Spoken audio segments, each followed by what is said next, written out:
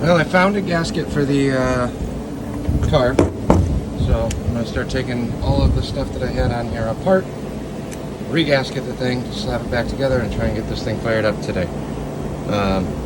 If you look at the teardown video, it's basically the exact same, only now I'm going to be removing the old gaskets, putting the new ones back in.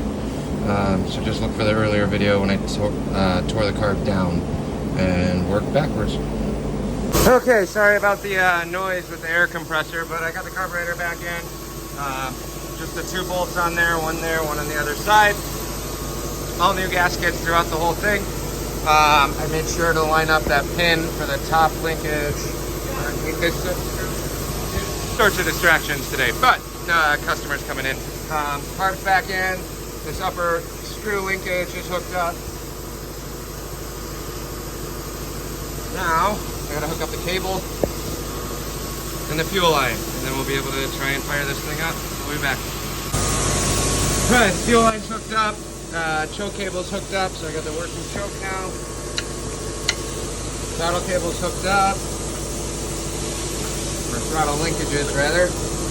Filling up the garbage can because I don't have the earmuffs for this. What else did we do?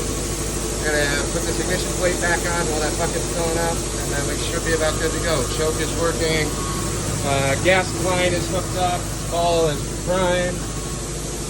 I'm not getting any leaks out of the top, which is good. Significantly better than it was, and then we'll see what happens if this thing will actually run. Alright, you guys are gonna have to fight the air compressor noise, but I got a garbage can hooked up, filled with water. I'm gonna turn the hose off, and then we'll try and start this thing.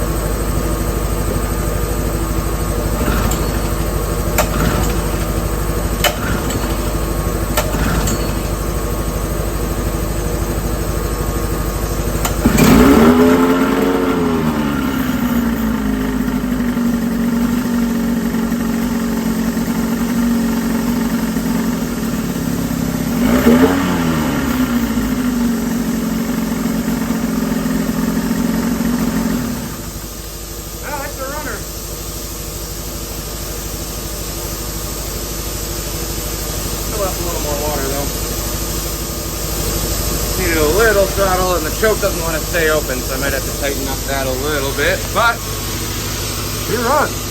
Back to life.